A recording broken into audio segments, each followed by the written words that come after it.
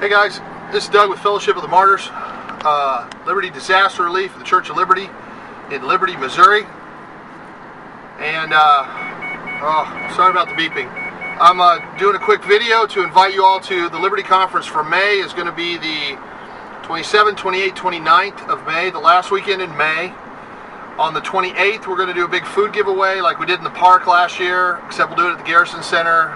We did one this last month during the Liberty Conference where we got all the pallets of food and fed about 500 people, hot dogs and everything. And then on Sunday morning, I'm hoping to take a crew down and help Brian Duncan with Hope Outreach with an event he's doing at Children's Mercy Hospital, feeding them breakfast and lunch and preaching to them and stuff like that down there. So I've got to get more detail about that. But the conference will be the Friday, Saturday, and Sunday, 27th, 28th, 29th of May. And we'll be glad to invite whoever comes. There's some real expansion happening right now at the ministry. We've got we're getting 2 more townhouses, it looks like. Several families are moving here, and it's you know, going to rent their own townhouses, pay their own bills, and be a part of what God's doing here. Oh, here's a little news tip here. Here we got a whole bunch of news trucks here at our townhouse complex.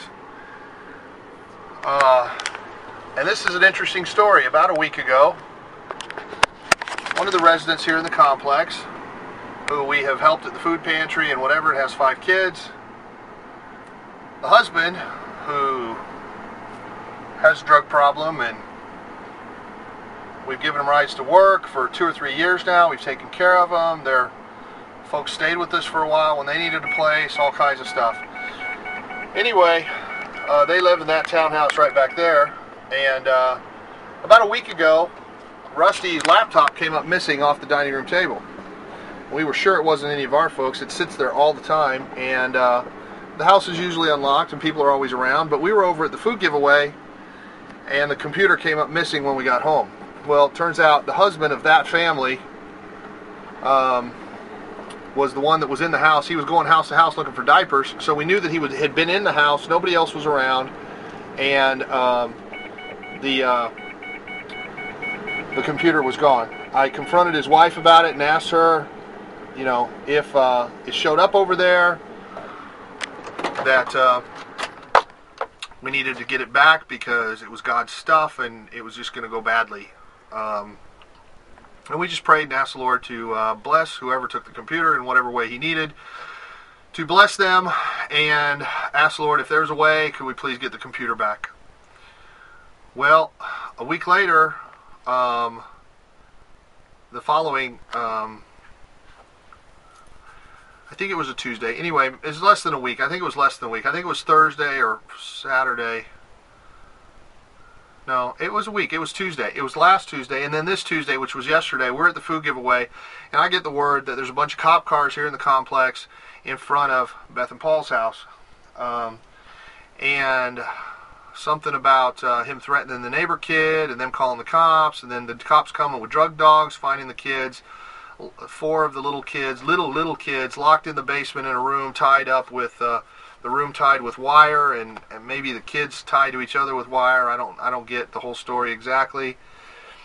And a baby upstairs totally covered in feces and pee, and the house is just disgusting. And so the cops came with drug dogs, and they alerted all over the house and arrested him. And then she shows up just out of the blue after running some errands or something in the van that one of the churches gave them, and they arrest her.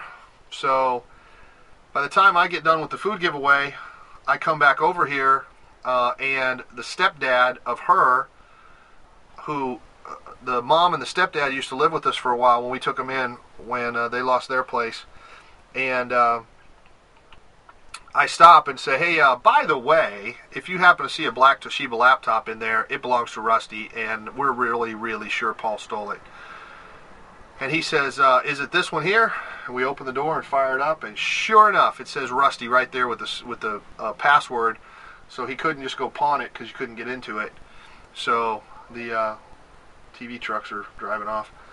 Anyway, so yep, sure enough, it's Rusty's computer. So call the cops come, say, you want to file charges? Do you want your computer? And we're like, well, he's in enough trouble.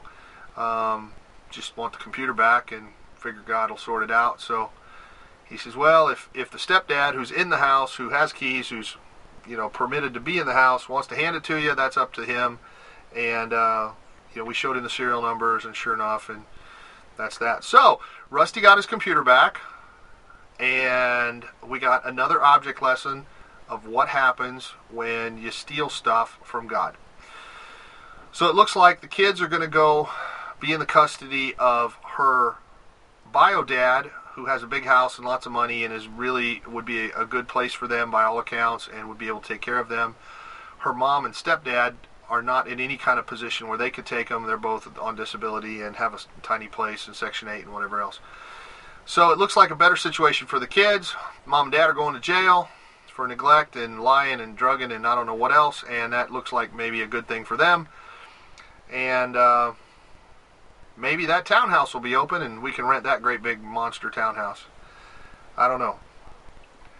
But we got to rejoice that Rusty's laptop came back, and they didn't even take the power cord. Rusty still had the power cord. They just snatched it right off the table. So justice is served according to the Lord. We didn't have to call the police and file a police report and nothing. We just trusted the Lord, and He took care of it again. So we had another incident this week where my van was taken without permission, and all kinds of things could have gone wrong and gone horribly, but the van comes back, no harm, no foul, and we press on, and people learn stuff and grow and get chastened, and it's all good. So anyway, I didn't mean to make such a long video, but appreciate you listening, and look forward, if you can make it to the Liberty Conference at the end of May. It's just a time for us to fellowship together, get some individual time with whoever wants to come. If you need a place, by then we should have possession of at least one or two of these new townhouses where we can put you on air mattresses or on the floor on a sofa or something like that if you need a place to stay. So it's warm enough you could camp in the backyard if you want to. But so if you can get here for the weekend or any part of the weekend, we'd love to have you, and we'll just fellowship together and pray together and see what the Lord does, and would love to have you. So that's it for now. For more information, check the website. I'll have that updated shortly, and or you can call or email or whatever, and we'd be glad to see you. In a few minutes, we're going to pack everybody up and go down the river to baptize at least one young lady, and I don't know if anybody else is coming along to get wet, but this one is another beautiful rejoicing moment, win for the home team, hard fought battle that I'm really excited about. This is real revival, because this was some real hard cases that are getting revived and cleaned up and restored and beautifully lit up. So thanks for helping, participating with the ministry. If you want to contribute to what we're doing, you can PayPal to help@libertydisasterrelief.com or FOTM@fellowshipofthemartyrs.com. It all goes into the same account, and whatever we can do for you, just send us an email or YouTube message or whatever. God bless you, and hopefully we'll get to see you in May. If not, we'll have some more dates in the summer and updates on what God is doing here in Liberty. Thanks so much. God bless you. Bye.